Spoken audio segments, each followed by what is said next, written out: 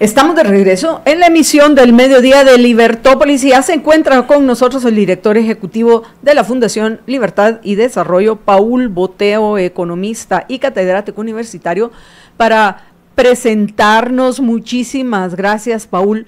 La encuesta que presentaron el lunes recién pasado acerca de la percepción de los guatemaltecos en lo que respecta al no solo a este gobierno, sino pienso a su situación obviamente personal y esa comparación que me parece importante con los gobiernos anteriores.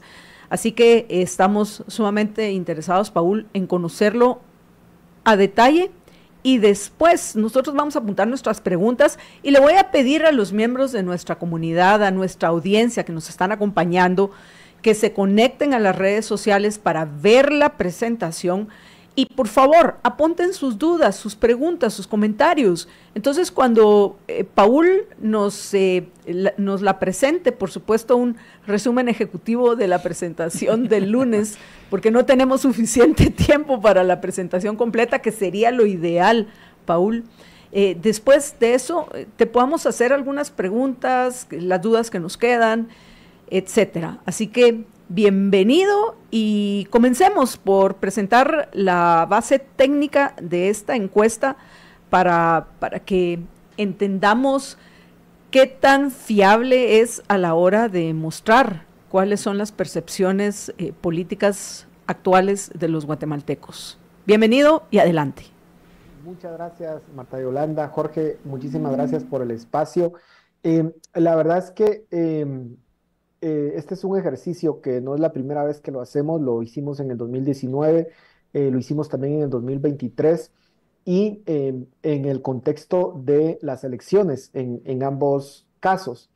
Y nosotros en la presentación lo que hacemos es básicamente colocar ese antecedente para demostrar que es un estudio serio. De hecho, en el 2023, la encuesta que fue publicada unos días antes de la elección proyectaba una intención de voto para Bernardo Arévalo de 60%, lo que obtuvo finalmente fue 60.9%, y en el caso de Sandra Torres, la proyección era de 39%, perdón, en el caso de Bernardo Arévalo era 61%, me equivoqué con ese dato, y el resultado del Tribunal Supremo Electoral fue 60.9%, es decir, la diferencia fue mínima, menos de un 1%, y en el caso de Sandra Torres 39 versus 39.1%. Entonces, estamos hablando de un ejercicio bastante serio, que ha probado en el pasado que pues se hace con todos los estándares rigurosos estadísticos.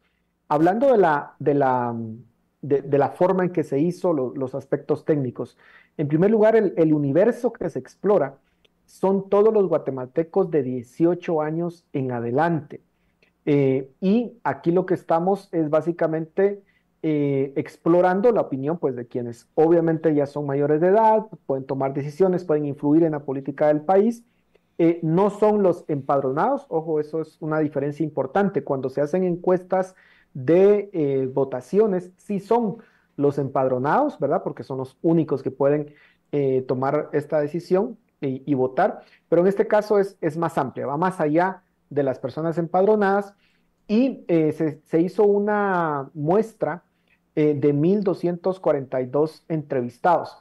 Tal vez ahí empezar a decir que cuando uno menciona el dato, uno siempre se encuentra con un comentario curioso de, qué poquitos encuestaron. Pero la verdad es que este número no se saca, digamos así por así. Es un ejercicio de una fórmula estadística que lo que nos dice es, si usted desea tener un 95% de confianza y 2.8% por ciento de margen de error, más o menos, pues el número de muestra debe ser esta. Agregar más, pues para quienes lo tienen muy claro, pues no aumenta significativamente el nivel de confianza, y este es un ejercicio estándar. Para que lo tomen en cuenta los radioescuchas, este número de muestras se saca, por ejemplo, para un país tan grande como Estados Unidos, que son 350 millones de personas, o para Brasil, digamos que son procedimientos estándares. Luego, la forma en que se hace la encuesta no es a través de llamadas telefónicas, que algunas encuestadoras lo hacen así por cuestiones de recursos. En este caso son entrevistas cara a cara. Se lleva un control muy estricto de las encuestas, porque estas encuestas se hacen a través de tablets y se está grabando todo el tiempo las encuestas, y se tiene controles de calidad ubicados en otros países que están monitoreando, no solamente que se haya llegado al punto en el cual se tenía que llegar según la muestra, con, digamos, con GPS, sino que además que se haga la encuesta como se tiene que hacer. Así que son procedimientos bastante rigurosos, y en ese sentido estos resultados son muy confiables, y tenemos los antecedentes de lo que hemos hecho en el pasado. Creo que eso, por una parte, la cuestión de la ficha técnica y el procedimiento que se hace. Ahora, respecto a los resultados, eh, de los principales resultados que uno puede ver aquí, y nosotros lo pusimos en primera plana, ¿verdad? Es el hecho de cómo consideran los encuestados que va el país, si va por buen camino o por mal camino. Y ahí lo que vemos es que básicamente hay ya un 79% que dice que el país va por mal camino. Y algo interesante de esta encuesta es que nos permite ver la base de datos hacia atrás. Como Sid Gallup hace este ejercicio constantemente, y es una empresa que tiene más de 30 años haciendo este tipo de encuestas, pues uno puede comparar con periodos anteriores. Y la comparación aquí nos lleva hasta el primer año de Jimmy Morales. Y entonces uno observa aquí un patrón interesante, y es el hecho de que el año electoral y el primer año de gobierno, usualmente este indicador mejora. ¿Qué significa eso? Significa que una proporción más alta considera que el país va por buen camino, y baja obviamente la proporción de personas que consideran que el país va por mal camino. En el caso el primer año de Alejandro Yamatei en el contexto de la pandemia, pues ciertamente fue de los años donde más optimismo hubo. El 38% consideraba que el país iba por buen camino, solamente el 52% por mal camino. Y en el primer año de Bernardo Arévalo, lo que tenemos es que el 66% consideraba que el país iba por mal camino versus el 25%. ¿Qué notamos a partir de este año? Ese incremento sustancial en el porcentaje de personas que consideraban que el país va por mal camino, 79%. Y ahí nos da digamos, el primer chispazo, la primer eh, idea, idea de que la situación la perciben los guatemaltecos de una forma complicada, y de alguna forma ya hay un desencanto. Y algo muy importante es que digamos, como aquí es una muestra para todo el país, eso es importante decirlo, es para todo el país, no es solamente el área metropolitana, que es algunas de las dudas que nos han planteado, es todo el país. Entonces, si uno se va y desglosa por área metropolitana, ciudades de más de 100,000 habitantes y el resto del territorio nacional, lo que uno se encuentra es que es precisamente en el área metropolitana donde parece que hay más descontento, y hay más descontento en las personas con educación superior. Y eso lo que nos está diciendo es que precisamente la base que votó por Bernardo Arévalo, que eran personas de áreas urbanas y usualmente con mayor educación, son las que ahora se presentan con mayor descontento o mayor decepción. Y luego, lo que nosotros comenzamos a explorar, no me voy a extender mucho porque quiero hacer un resumen, digamos, de toda la información que tenemos, pero eh, algo importante es que se le preguntó a las familias si consideraban que había aumentado el costo de la vida. 44% consideró que había aumentado mucho el costo de la vida, y 14% ha aumentado algo. Es decir, hay una percepción que el costo de la vida se ha incrementado, y eso lo vamos a cruzar luego con los principales problemas que enfrenta la familia.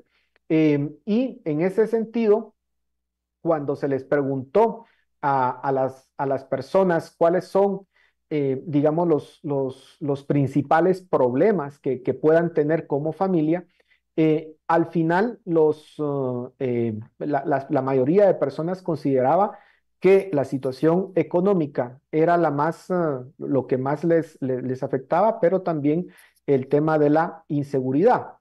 Y cuando se le pregunta a las personas cuál creen que son eh, los principales problemas del país, lo interesante es que mencionan tres cosas. Uno, la corrupción del gobierno, el 30% considera que es el principal problema, el 30% considera que es la violencia y el crimen, y un 19% el empleo o el costo de la vida.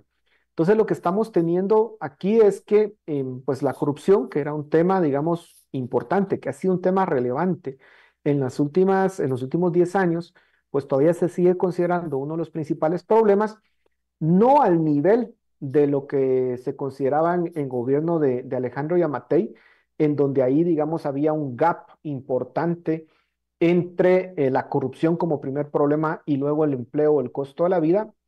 Solo para darnos una idea, en el 2022, 42% consideraba que el principal problema era corrupción, el 22% el empleo o el costo de la vida. Pero lo relevante aquí es que el tema de la seguridad, el tema de la violencia, se ha colocado nuevamente como uno de los principales problemas. De hecho, está empatado junto con el de la corrupción. Y esto empata o coincide, digamos, con el deterioro que hemos visto en cifras o en las estadísticas de violencia en el país. Y luego, eh, algo que es de relevancia, pues obviamente es con todos estos problemas, digamos como antecedentes, es la evaluación ya del presidente de Bernardo Arévalo, y sucede que el 57% considera que su administración está muy mal o algo mal. Es decir, hay un rechazo, una desaprobación del 57%, y tan solo el 26% considera que está muy bien o algo bien. Entonces, cuando uno hace la comparación de lo positivo versus lo negativo, resulta que tiene un negativo de 31%, es decir, en 31 puntos porcentuales es mayor lo negativo que lo positivo. Y si se compara, digamos, con otros presidentes, resulta que es el tercer presidente peor evaluado desde la apertura democrática con Vinicio Cerezo, porque el peor evaluado en su segundo año de gobierno, todos están, la base que nosotros pusimos aquí es para que se pueda comparar, todos están en su segundo año de gobierno, ¿verdad? Estamos en la misma temporalidad. Pues resulta que Alejandro Yamatei en su segundo año de gobierno tenía un índice negativo de 37%, Alfonso Portillo un índice negativo de 36%, y en tercer lugar estaría Bernardo Arévalo con 31%. Entonces, pues sí vemos un desgaste importante, digamos, en la gestión de Bernardo Arévalo, y si lo comparamos con Jimmy Morales, por ejemplo, pues en su segundo año de gestión tenía 21% negativo. Igual estaba en negativo, pero no tenía un negativo tan alto como el caso de Alejandro Yamatei o de Bernardo Arévalo. Ahora, algo relevante, y ya para ir terminando esta primera parte, es que los diputados tampoco gozan de popularidad. Es decir, en enero de 2025, o sea, hace 9 meses, el 48% consideraba que los diputados estaban haciendo muy mal o mal trabajo. Eso aumentó a 68% en mayo de 2025 y ahora se encuentra en 62%. Es decir, es claro que a partir de este año, muy probablemente que tenga que ver con el aumento del salario de los diputados, pero también con la forma en que se aprobó ese presupuesto en el año pasado, en noviembre, diciembre del año pasado, que fue muy parecido a la forma en que se aprobaban los presupuestos en la época de Alejandro Yamatei, de noche, sin discusión, a escondidas de la población. Pues eso parece que fue lo que disparó tanto el rechazo del Congreso como también el rechazo de Bernardo Arévalo. Y pues es algo que ha, digamos, ha permanecido durante estos meses y que pues si no se hace algo, corre el riesgo de que ese nivel de rechazo se pueda incrementar. Y yo lo dejaría por aquí en este momento para si ustedes quisieran hablar de esta primer parte y luego poder hablar, porque la verdad es que son 48 filminas, así que aquí podemos estar hablando una hora, ¿verdad? Pero no sé si quieren que paremos aquí y pues luego poder hablar de otros temas. Me parece una buena idea, Paul, que paremos en este momento para que no se nos acumule la cantidad de información que nos estás compartiendo, que pues muchísimas gracias primero que todo por este esfuerzo que hacen para que podamos hacer evaluaciones con evidencia y estas que al final son percepciones, pero son percepciones a partir de la realidad de los guatemaltecos. Yo lo primero que espero es que los actuales gobernantes, tanto los diputados como el Ejecutivo, lo tomaran en cuenta, porque nosotros acá ya en Libertópolis estamos preocupados por esa campaña política que ya comenzó, independientemente de lo que diga la ley. Ahora, pienso yo, una de las primeras conclusiones a las que llego es que al final a este gobierno le está pasando lo mismo que a los anteriores. Prometen tanto durante la época de campaña que a la hora que llegan al ejercicio del poder terminan siendo pues casi iguales que el resto, ¿no? Y en esta, sobre todo en esta comparación entre todos los presidentes, con excepción de Alejandro Maldonado, porque obviamente no estaba ejerciendo en estos momentos, sino era Otto Pérez Molina, el que era el presidente de Guatemala, nos permite entender qué es al final lo que los guatemaltecos quieren ver, y son resultados concretos. Por ejemplo, independientemente de la opinión que tengan algunos de Álvaro Arzú, es el segundo mejor evaluado. Después de Ramiro de León, que fue también un presidente, vamos a decir, de transición, después de Serrano Elías, cuando él intentó dar ese golpe, ese autogolpe de Estado. Y es el segundo mejor evaluado, Álvaro Arzú. ¿Y qué hizo Álvaro Arzú? Algo que, por cierto, ni siquiera sus herederos políticos en la municipalidad lo hacen hoy. Álvaro Arzú construyó carreteras y vías de comunicación en Guatemala. Entonces había algo concreto que la gente podía ver que estaba haciendo el gobierno con su dinero, mientras que en este gobierno ya hasta el apodo que le han puesto al ministro de Comunicaciones es el ministro de agencia, porque es puro carro recién salido, 0 kilómetros, más aún cuando vas a comprar un carro nuevo por lo menos tiene 5 o 10 kilómetros caminados, y el actual ministro no ha hecho nada más que pagar deuda de proyectos cuestionables. Entonces vemos que más allá de las promesas, más allá de todo lo maravilloso que dice el gobierno que está haciendo, la realidad es que los guatemaltecos lo que estamos percibiendo es que la situación, en lugar de empeorar, en lugar de mejorar, empeora. Y aquí hay una contradicción que no sé, obviamente sabemos por qué la Junta Monetaria decidió cambiar esta semana la estimación del crecimiento en Guatemala, contrario a lo que está sucediendo en otros países de la región, y elevarla al 4%.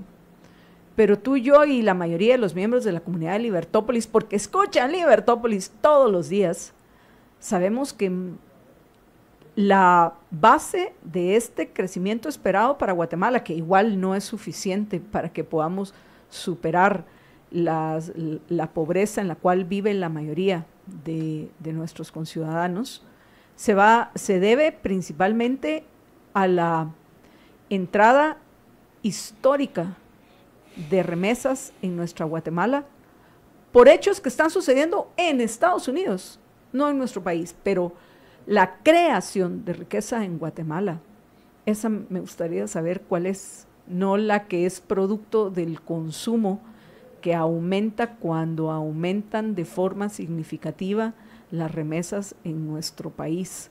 Entonces, se tiene, podríamos decir, alguna mejoría, pero sin duda no es porque el gobierno esté cumpliendo con las mínimas expectativas. Y no sé si tenés información al respecto. Pienso que uno de los principales problemas es que ellos insistieron tanto en el tema de la lucha anticorrupción. Recordamos todos aquellos comentarios, tanto de Bernardo Arévalo como hoy los que están en el Congreso, los diputados, de que el del presupuesto aproximadamente, algunos decían el 30 y otros el 40%, pero entre el 30 y el 40% del presupuesto se iba en corrupción.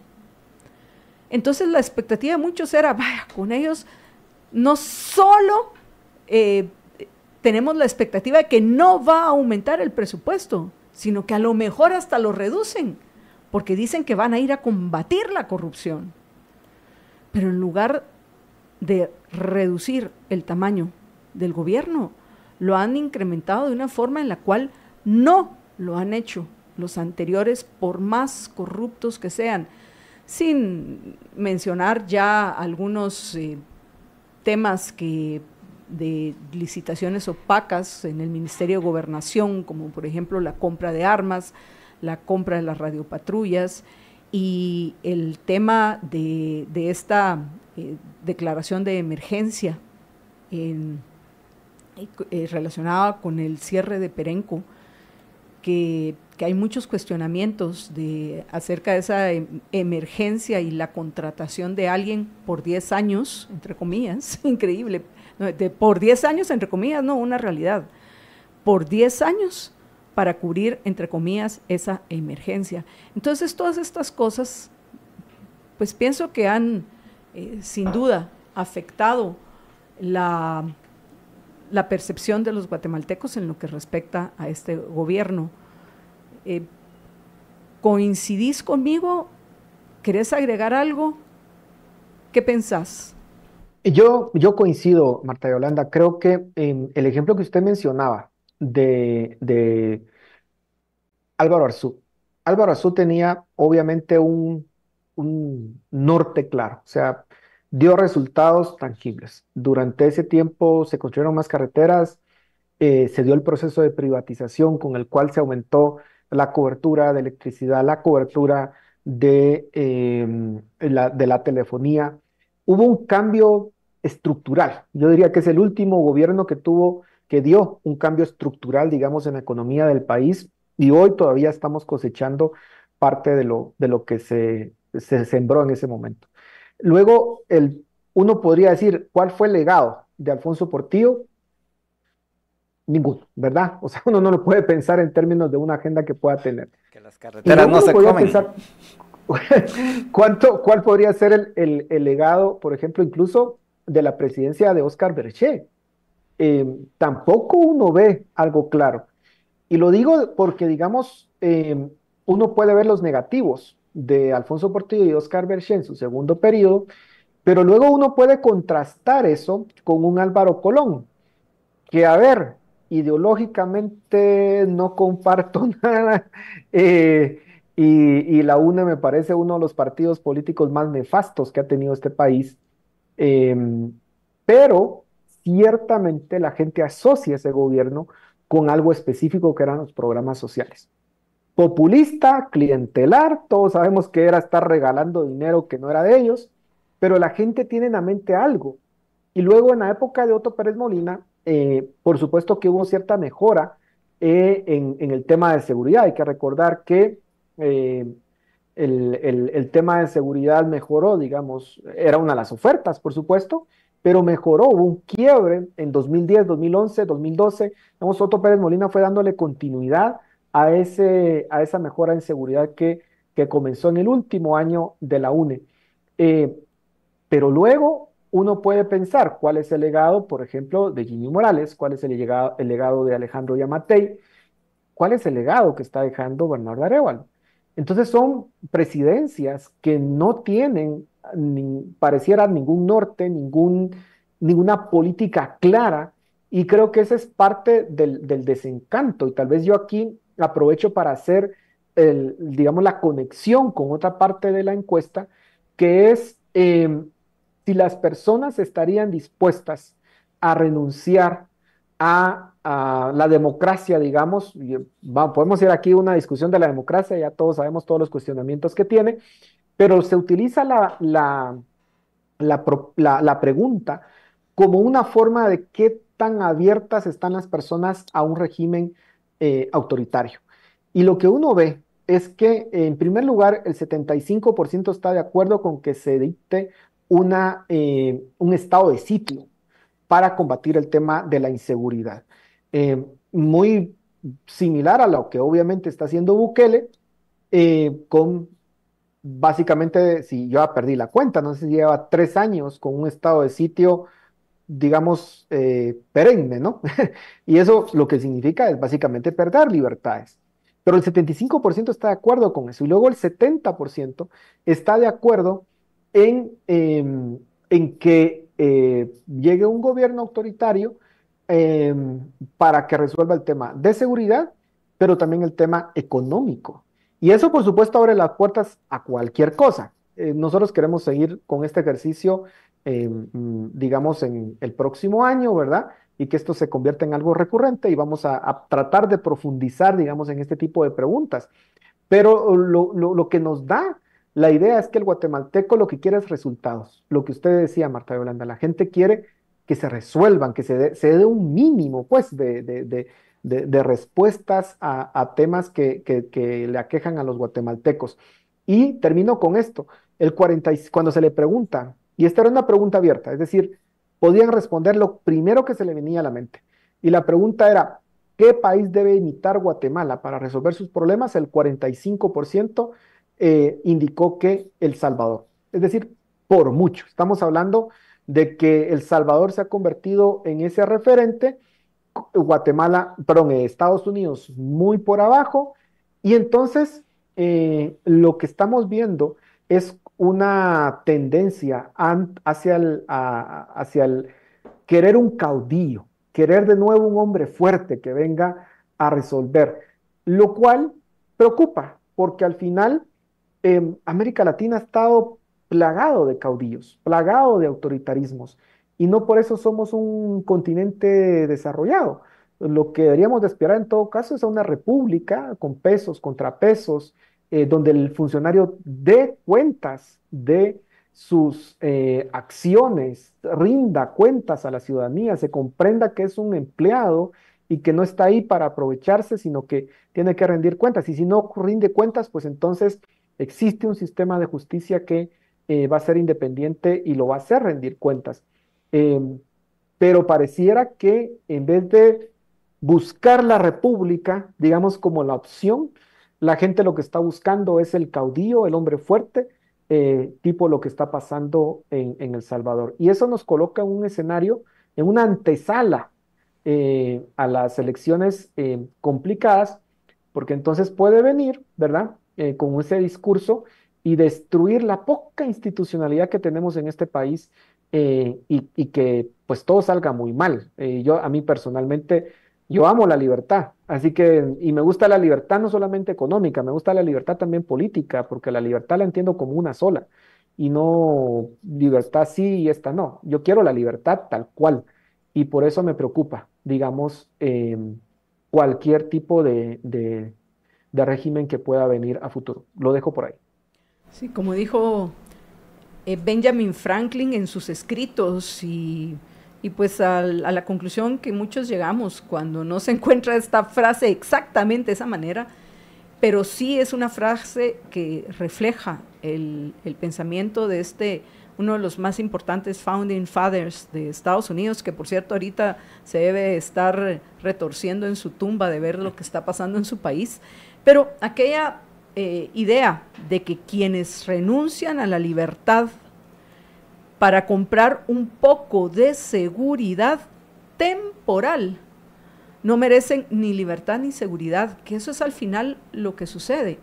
Y tristemente lo que estamos dándonos cuenta es que cada vez son más nuestros compatriotas, Paul, que están dispuestos a elegir un emperador, un rey, un literalmente papá gobierno que les resuelva la vida de adultos en lugar de asumir sus responsabilidades. ¿Por qué?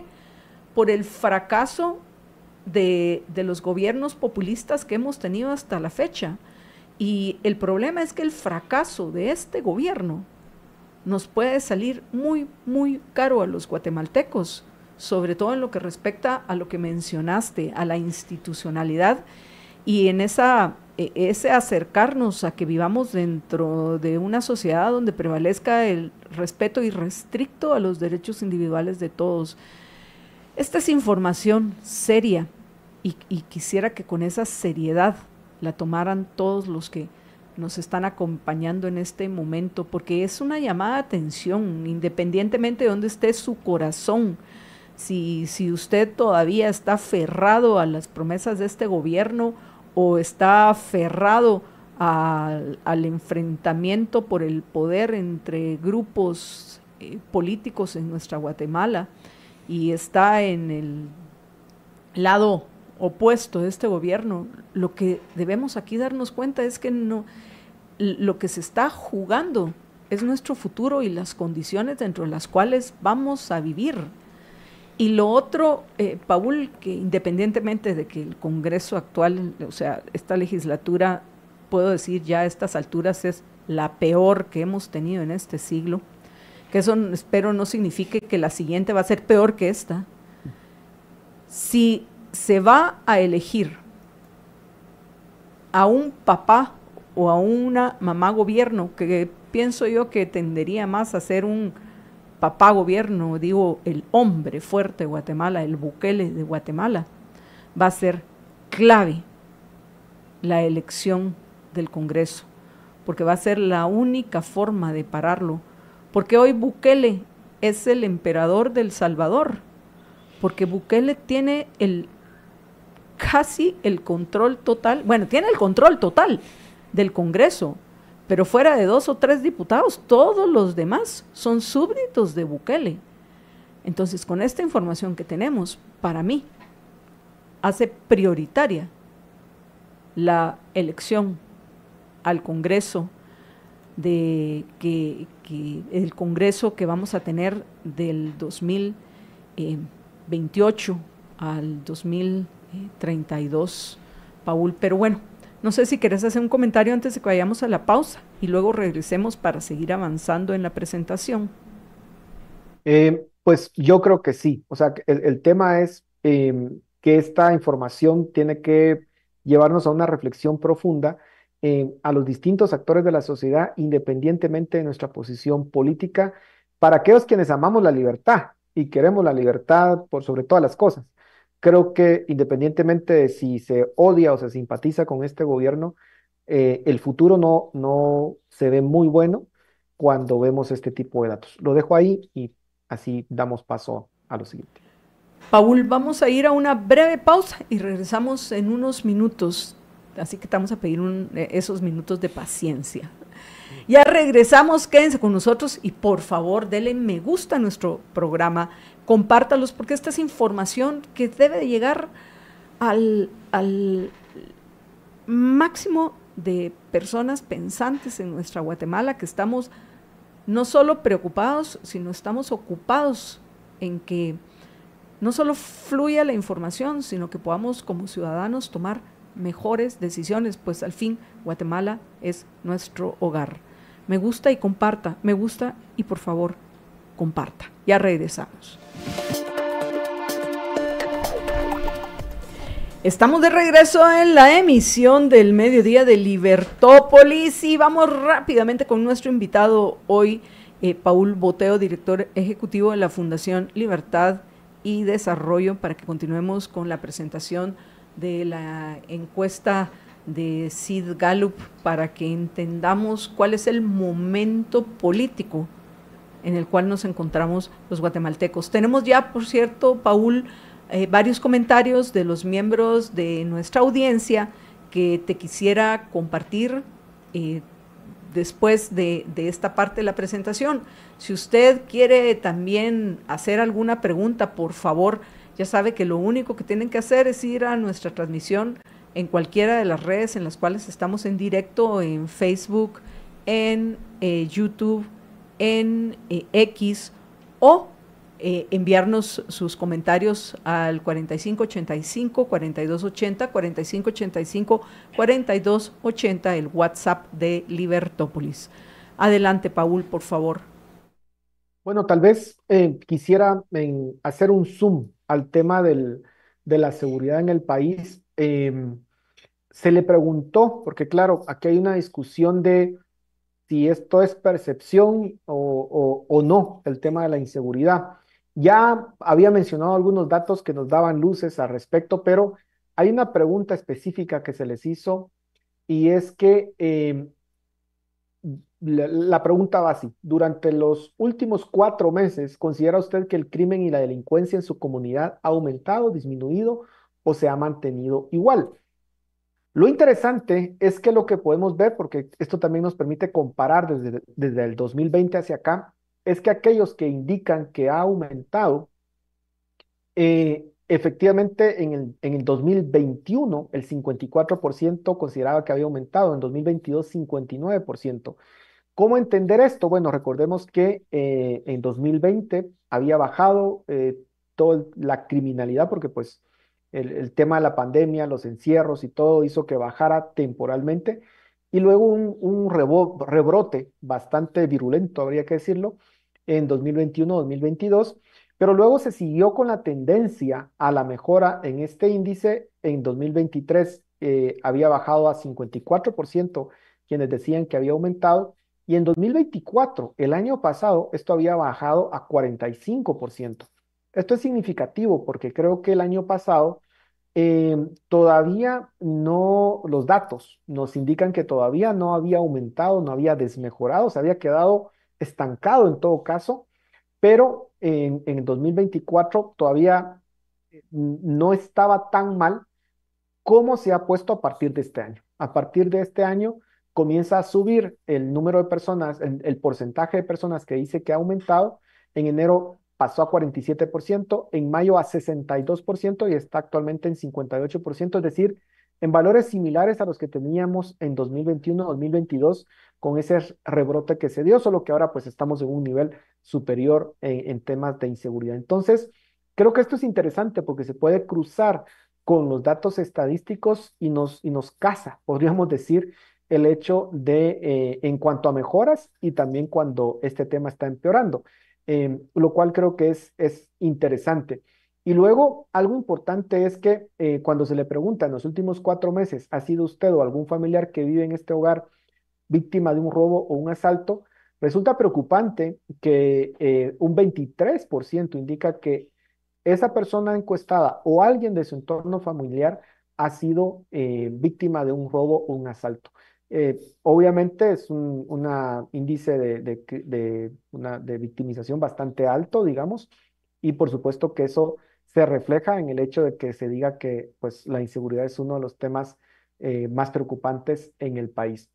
Pero luego, tal vez aquí la nota preocupante y es la siguiente, porque además de todas las preocupantes que hemos visto, pero cuando se le pregunta a las personas eh, si tuvieran los recursos para migrar, ¿lo harían?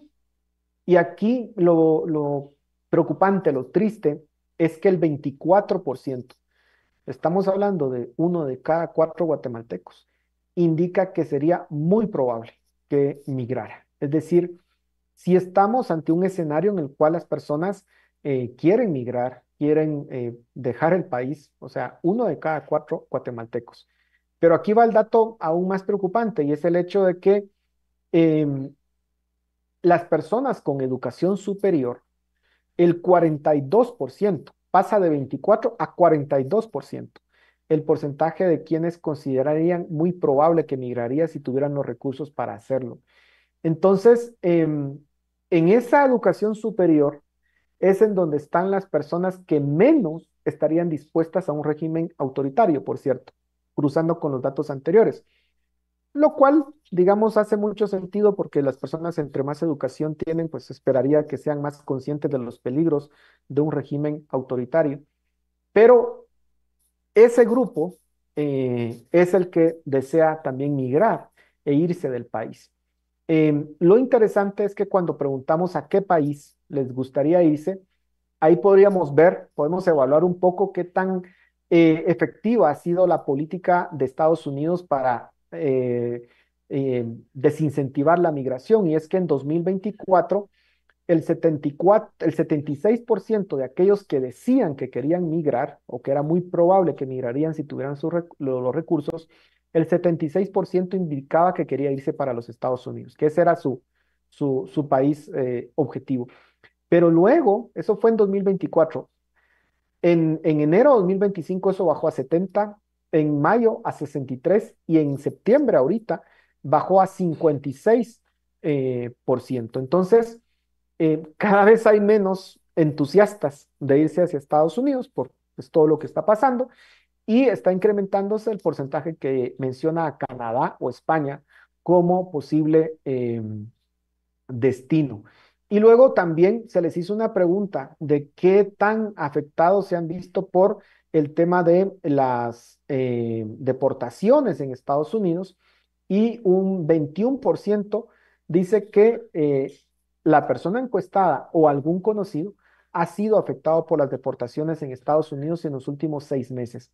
Entonces, pues es algo que se está sintiendo, ¿verdad? Que eventualmente va a tener un impacto económico porque las remesas pues sí están creciendo de forma extraordinaria, no porque haya mejorado la economía de Estados Unidos como sucedió en el pasado, ni porque hayan más migrantes en Estados Unidos, sino simplemente por el hecho de que las personas, por el temor a ser deportadas y quedarse sin nada, pues están mandando su dinero a Guatemala y por supuesto que lo están haciendo como anticipación a que eventualmente también las personas quieran regresar. Eh, Uno escucha comentarios y esto ya no es, digamos, parte de la encuesta, pero si uno se va al interior, es bien interesante escuchar a muchos casos de personas que están eh, regresando, digamos, de una forma voluntaria a sus comunidades ante la posibilidad de lo que ocurra en Estados Unidos. Lo dejo por ahí y si quieren que comentemos por esto. Bueno, la primera pregunta que tengo para ti tiene que ver con la edad de aquellos que quieren emigrar todavía. Bueno, sí es evidente que el miedo que hay hoy en Estados Unidos se ve reflejado en estos datos. Aún así, el 56% está dispuesto a emigrar a Estados Unidos. Sigue siendo la mayoría y pienso que es importante resaltarlo, pero en una de las preguntas que hicieron, los jóvenes entre 18 y 24 años son los que todavía mantienen cierto optimismo en lo que respecta a las posibilidades de que en este gobierno puedan mejorar su vida en Guatemala. A partir de los 24 años ese dato empieza a bajar, hasta que llegas a los que tienen 40 y dicen, no, esto ya no va para ningún lado, ¿no? Y vamos para mal, en lugar de para mejor, según poniéndole de una forma sencilla y coloquial esta información. Entonces, la edad de los que siguen considerando la posibilidad de emigrar, la mayoría es ¿Qué edad tienen? Quiero saber si hay una contradicción entre los que, porque pensaríamos que migrar serían precisamente el grupo etario entre 18 y 24 años. Eh, Siguen, a pesar de esta información de que en ese grupo etario están los más optimistas en lo que respecta a las posibilidades que todavía puede tener este gobierno, también se encuentran los que tienen la intención de emigrar. Bueno, aquí cuando uno cruza los datos, es que el dato general, digamos, considerando toda la muestra, es que el 24% desea migrar. Cuando uno desagrega esto por grupo etario, entre 18 y 24 sube a 28 las personas, el porcentaje que indica que quiere migrar, entre 25 y 39 26 y mayores de 40 21. La verdad es que no es un incremento tan grande, digamos, en términos de porcentaje de los que quieren migrar. Obviamente los más jóvenes son los que quieren migrar. Yo diría, los que quieren migrar son jóvenes con educación superior. Ahí es donde uno ve, digamos, una explosión, digamos, que era ese 42%. Porque hay que decirlo, la mayor parte de quienes cuentan con educación superior son las nuevas generaciones, ¿verdad? Las generaciones más antiguas, en el caso de Guatemala, la gran mayoría no tiene educación superior. Entonces, el tema aquí es que es la gente más formada, la gente con mayor capital humano, los que pareciera que están dispuestos a migrar, y son los que aquí uno sí lo puede ver, son los que están más decepcionados también con el gobierno. Eh, y los que, de hecho, digamos, son gente urbana, gente con educación superior, las que están decepcionados, los más decepcionados con el gobierno. De hecho, los en el interior pareciera que todavía tiene un poquito más de aceptación. Entonces, creo que en ese sentido sí es consistente, digamos, el cruce que podemos hacer eh, de datos entre pesimismo, edad y aprobación de gobierno y posibilidad de migrar. Ahora, bueno, solo quiero rápidamente en Facebook agradecerles a Ingrid Janet Alfaro, a Mary Morales, a Juan Godínez, sobre todo a Juan Godínez y a Rocío Quiroga Rabanales, que han compartido nuestro programa. A Gaby Girón de Aldana, dice, siempre los veo, por favor, sean nuestra voz. Zona 16 tiene calles de terror, la entendemos, ¿eh? Cabal, estamos hablando de eso. Y esto no es únicamente el problema del gobierno central, sino también del gobierno local, le hace la alcaldía, y a Carlos Enrique Díaz Copel. Y en YouTube voy a ir a los primeros comentarios, voy a comenzar con, bueno, primero que todo agradecerle también que nos acompañen a Linda Nicole, a Lisette Morales, a Álvaro Argueta, que nos está acompañando desde Luisiana. Juan Carlos Marroquín es el primero que tiene una pregunta, dice que si esta encuesta, bueno, como lo puso es, ya lo dije y repito, esa encuesta fue hecha en la terminal.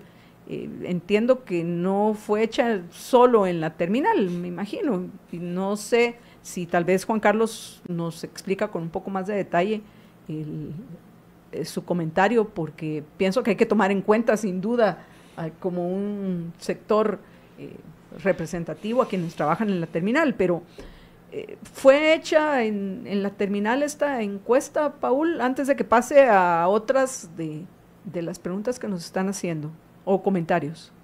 A ver, esta encuesta, para que lo veamos, cómo se diseña la muestra. Primero, tiene que tener más o menos la misma proporción hombres-mujeres, ¿verdad? Que existen en Guatemala, más o menos 51% mujeres y 49% hombres, si no estoy mal. Luego tiene que estar representada con la pirámide poblacional, es decir, más o menos representar la cantidad de personas en sus distintos grupos etarios.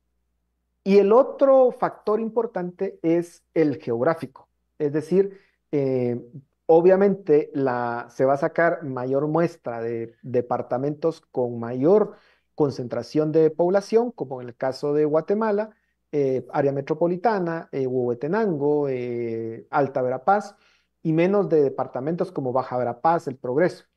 La forma de hacerlo es con cartografía, ¿verdad? Es básicamente ver esos grupos etarios, cruzar los datos con la población, con el censo de población de 2018, y entonces a través de algunos métodos que permiten el azar con estos parámetros, entonces se elige el hogar, y esto es bien importante.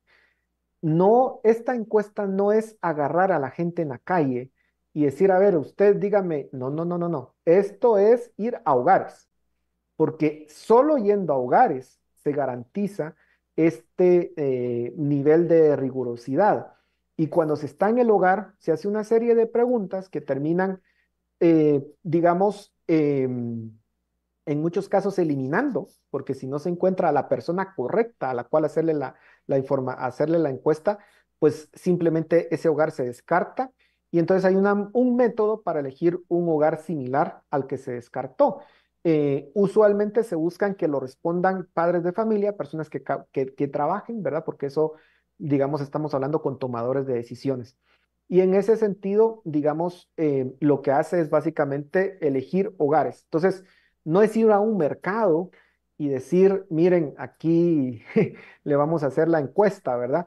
Y algo muy importante es que las personas que hacen las encuestas, de nuevo, tienen una tablet con la cual se le está haciendo el seguimiento en GPS todo el tiempo. Si por alguna razón un encuestador no sigue el parámetro establecido de dónde ir a hacer la encuesta, pues ese encuestador es retirado inmediatamente y sustituido por alguien más para que pueda cumplir con el parámetro. Estos son, miren, son procedimientos eh, con estándares muy rigurosos, ¿verdad? Hacer una encuesta no es una cuestión de yo, algunas encuestas que lléneme un Excel y ahí respóndame las preguntas. No, este es un trabajo hecho por estadísticos y hay que decirlo, estas personas saben lo que están haciendo. Es gente que estudió estadística, de hecho, ni siquiera están aquí en Guatemala, es personas en Costa Rica quienes diseñan estas muestras y que las diseñan para toda América Latina.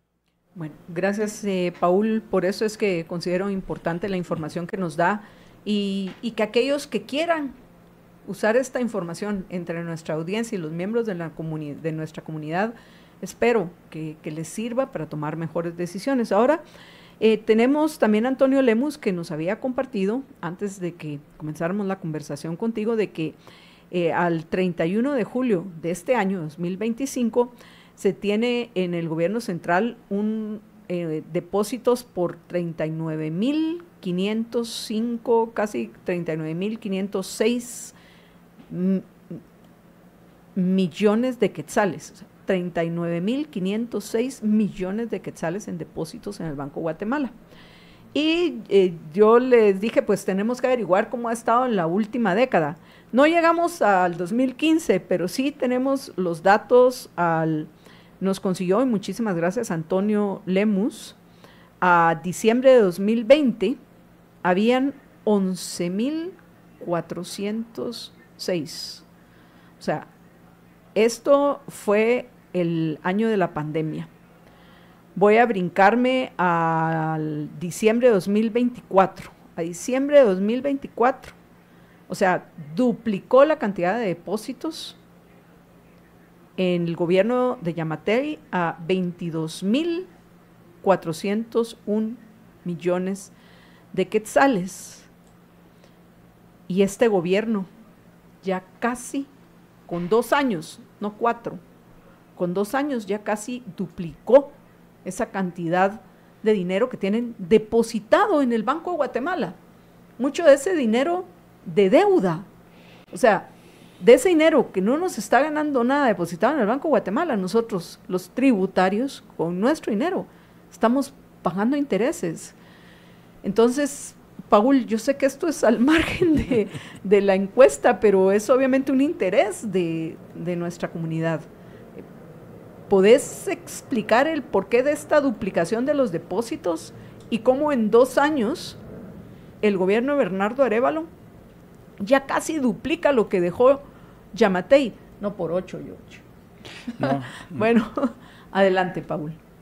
Bueno, miren, este es un tema complicado, controversial, pero tal vez lo voy a poner así. Lo peor que podríamos tener es que no tengan nada. Lo peor que podríamos tener es un escenario como se ha dado en algunos otros países en donde el gobierno se queda sin dinero y entra en una crisis espantosa. Dicho eso, tampoco es bueno tener una cantidad de efectivo tan grande si lo que se tiene es que no se ejecuta. Financieramente, de nada sirve tener un dinero en donde se está pagando intereses y no se le está haciendo uso. Entonces, ninguno de los dos extremos son buenos. Ahora, los que sí es cierto es que vamos a ir viendo un incremento conforme pase el tiempo de ese dinero depositado en el Banco Central por una sencilla razón. Y es que recuérdense que se pueden recaudar los impuestos, pero no necesariamente se van a gastar durante ese mismo mes.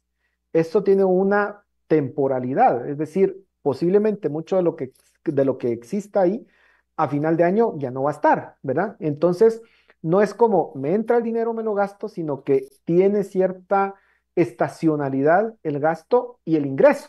Entonces, no necesariamente van a coincidir. Ahora, lo que creo que está pasando es que como no están ejecutando, eh, lo cual, miren, no es tan malo que no ejecuten. Lo peor que podrían hacer es agarrar y decir, como yo tengo, entonces comienzo a ejecutar como loco. De hecho, solo les recuerdo algo. El año pasado se iba a tener un déficit fiscal bastante alto y se terminó teniendo un déficit fiscal, si no estoy mal, del 1.1%. Eh, es- Me estoy recordando el dato. Menos mal tuvieron ese nivel de déficit, ¿verdad? Porque se esperaba un déficit mucho más alto y se terminó con eso. Este año se espera un déficit fiscal del 3.3%, pero muy probablemente con ese nivel de ejecución se vaya a terminar en un 2% de déficit. Entonces, de nuevo, de tener un nivel de déficit menor, pues yo lo considero que es positivo. El tema es que claramente no se está ejecutando y ahí es donde uno también no encuentra la lógica de un gobierno que tiene problemas para ejecutar y sin embargo está proponiendo otro presupuesto enorme de 163, 164 mil millones con un déficit que ahora estaría en 3.8%, o sea, mayor que el contemplado en 2025. Y de todas formas, después tienen el dinero y no lo ejecutan. Es una locura. De verdad, no entiendo la lógica de pasar por el descrédito que significa presupuestos tan altos, porque obviamente afortunadamente en este país criticamos esos presupuestos, no es que digamos, qué bueno que va a gastar más, no, lo criticamos. Entonces pasan por ese desprestigio y luego pasan por el desprestigio de no ejecutar y luego pasan por el desprestigio de tener ese dinero ahí. En serio, yo creo que ya, no sé cómo calificarlo, ya me faltan palabras. Sí, no, yo solo agregaría que no tiene sentido, entiendo que uno tiene que tener eh, dinero para enfrentar emergencias y cumplir con sus obligaciones, pero si no estás ejecutando, tenés un dineral en caja, ¿para qué te vas a endeudar? Y pagar además de eso sobre un interés altísimo sobre dinero que no estás usando. Eso no tiene ningún sentido. Pero bueno, como ya tenemos que ir terminando en unos minutos, voy a seguir avanzando.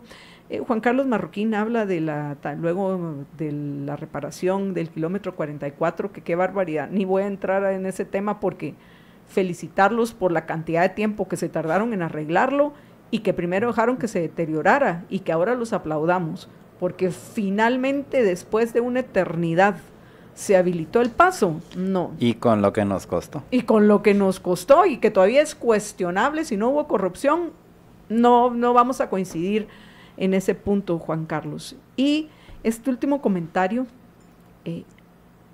Paul dice a Anabela Marista, al igual que la democracia, a veces los autoritarios son un mal necesario.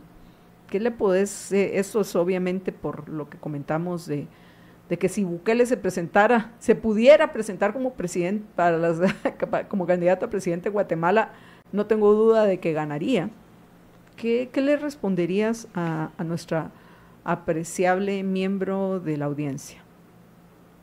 Yo la verdad es que difiero completamente. Creo que, a ver, cuando uno se va a la historia de la humanidad, eh, lo que hemos tenido son el autoritarismo. En la Edad Media los reyes decidían eh, qué hacían con la vida de las personas. Un rey podía decidir si vivía, me mataban o iba a la cárcel.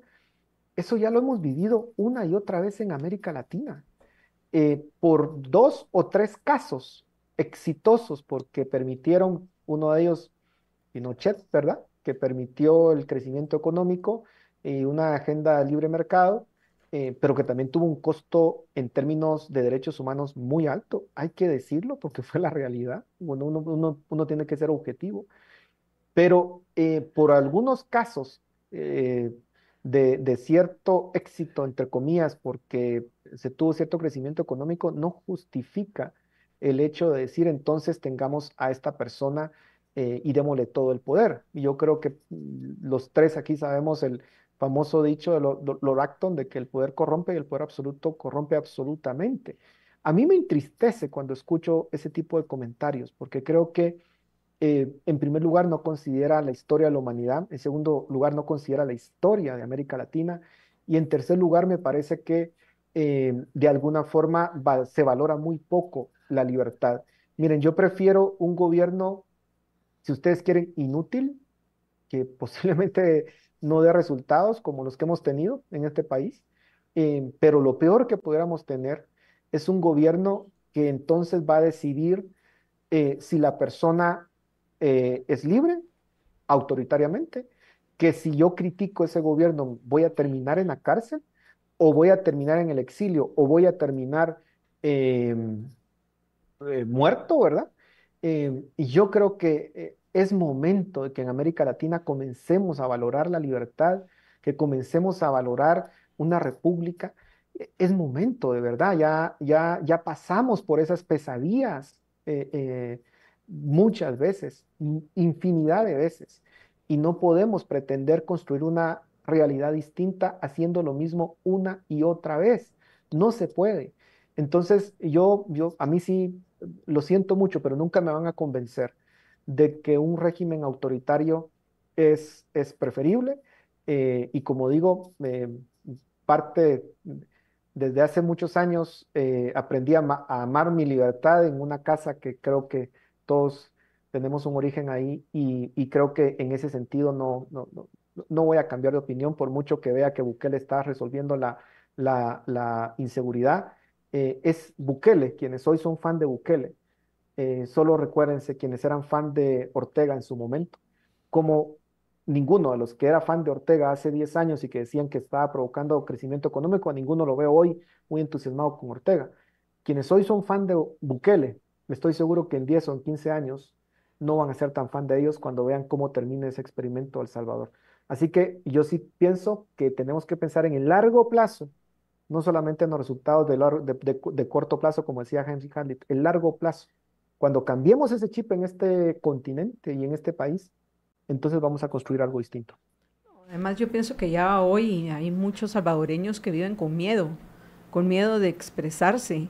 Y yo estuve hace unas semanas en El Salvador, estuve en la parte de Surf City y Costa del Sol, pero que es la parte más libre de El Salvador, pero con el conocimiento de la situación que se está viviendo, aún en esos espacios de mayor libertad en El Salvador, como que la gente no quiere ni hablar de nada de política porque tiene miedo que cualquiera lo pueda estar escuchando y le moleste al presidente y terminar en el secot sin ningún debido proceso ni nada similar. Entonces pienso que ya, como decía Benjamin Franklin, los que están dispuestos a entregar su libertad, resumiendo muchas de la idea planteada por Franklin, los que están dispuestos a sacrificar su libertad por la seguridad no merecen ninguna de las dos y al final no tienen ninguna de las dos. Eso es lo que hay que entender. Pero termino con este comentario de Antonio Lemus, que sí es delicado. No creo que lo vaya a hacer Bukele, pero dice que En el caso de Bukele, aplicaría el artículo 145 de nuestra Constitución, donde también se consideran guatemaltecos de origen a los nacionales, vamos a ver, por nacimiento de las repúblicas que constituyeron la Federación de Centroamérica, si adquieren domicilio en Guatemala y manifestaren ante autoridad competente su deseo de ser guatemaltecos y que pueden conservar su nacionalidad de origen sin perjuicio de lo que establezca en tratados o convenios centroamericanos. Bueno, yo no sé si eso significa que Bukele, además de decir, voy a ser guatemalteco y salvadoreño, y además de eso me voy a ser presidente de Guatemala. ¿Qué es eso? Eso se lo tenemos que preguntar a un abogado. Pero bueno, nosotros ya tenemos que terminar. Le agradezco a Paul que nos haya acompañado hoy y lamento que no hayamos podido profundizar más en la encuesta, pero a lo mejor pues los puntos más importantes que nos quedaron pendientes en una próxima oportunidad los podemos mencionar. Paul, gracias por acompañarnos. A ustedes muchísimas gracias por el tiempo y tal vez si me permiten un último comentario diría, los funcionarios públicos encargados hoy en día de Guatemala, creo que a veces hay que tener una dosis de humildad y reconocer cuando pues se nos critica y creo que esta encuesta refleja un descontento y lo mejor que se puede hacer es tomar en cuenta, tratar de entender que se está haciendo mal, corregir el rumbo y no simplemente pues tener la arrogancia de decir pues que no importa lo que la gente diga. Creo que las dosis de humildad para quienes están gobernando es importante. Gracias.